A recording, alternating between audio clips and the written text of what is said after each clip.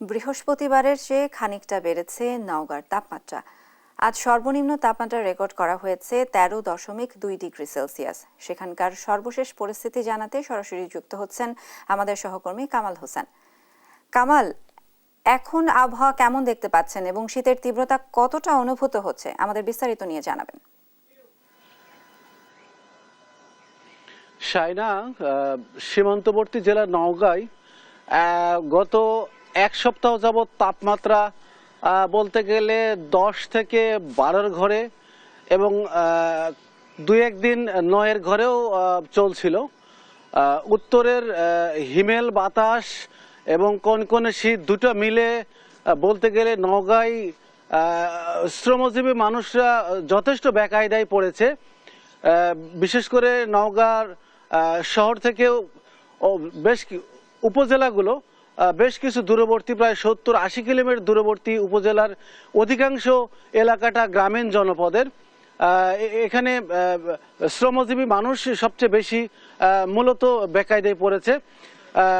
এই মৌসুম হচ্ছে মানে কৃষি প্রধান এই এলাকায় শ্রমজীবী মানুষরা কৃষি কাজ করতে গিয়ে সকাল করে বিশেষ করে চরম বেকায়দায় পড়ছে। প্রচণ্ড শীতের কারণে তারা মাঠে যেতে পারছে না। আর সবচেয়ে বড় সমস্যাটা দেখা দিয়েছে বিশেষ করে এই মুহূর্তে কৃষির বীজ তোলার ক্ষেত্রে, বিশেষ করে শীতের কারণে বীজ তোলার চরম ক্ষতি হচ্ছে। বিশেষ করে প্রচণ্ড কুয়াশার কারণে বীজ তোলার অনেক বীজতলা নষ্ট হওয়ার মতো দাঁড়িয়ে গেছে। বিশেষ করে এই সকাল এবং সন্ধ্যায় প্রচণ্ড কুয়াশার কারণে কিছু কিছু বীজতলা হলুদ বর্ণ ধারণ করে ফেলেছে। বিশেষ করে এই ক্ষেত্রে কৃষি দপ্তর থেকে বলা হচ্ছে যে সকাল এবং সন্ধ্যায় পলিথিন দিয়ে এই বীজতলাগুলো ঢেকে দেওয়ার পরামর্শ দেওয়া হয়েছে। আর যদি জানাই শাইনা যে বয়স্ক এবং বৃদ্ধরা হাসপাতালে ভর্তির সংখ্যা কিছুটা বেড়েছে। বিশেষ করে উপজেলা পর্যায়ের হাসপাতালগুলোতে ঠান্ডাজনিত রোগের কারণে কিছু রোগী ভর্তি শুরু হয়েছে। এই ক্ষেত্রে হাসপাতাল থেকে পরামর্শ দেওয়া হচ্ছে বিশেষ করে যারা বয়স্ক এবং শিশু তাদেরকে সকাল এবং সন্ধ্যায় গরম কাপড় পরে বাইরে বের হওয়ার অথবা জরুরি প্রয়োজন ছাড়া বাইরে বের না হওয়ার পরামর্শ দেওয়া হয়েছে জেলা সিভিল সার্জনের তরফ থেকে। ত্রাণের কথা যদি বলি, ত্রাণ ইতিমধ্যে প্রায় 63 লক্ষ টাকা বরাদ্দ দেওয়া হয়েছে। যদিও বা স্থানীয়দের অভিযোগ আছে যে এই চাহিদার তুলনায় বৃহৎ নওগাঁর প্রায় 28 লক্ষ জনসংখ্যার ক্ষেত্রে এই ত্রাণটা একেবারে নেহাত কম বলে অনেকেই অভিযোগ করেছে এবং অনেকে ত্রাণও পাচ্ছে না বলে অভিযোগ করেছে। সেক্ষেত্রে ত্রাণ বাড়ানোর পরামর্শ দেওয়া হয়েছে।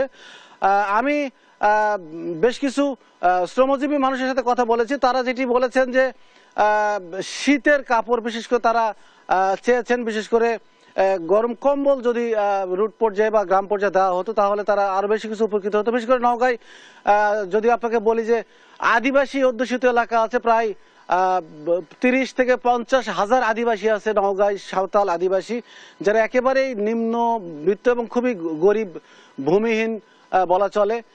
এরা বিশেষ করে মাঠে কাজ করতে এদের জন্য সব সমস্যা হচ্ছে। এছাড়া আমি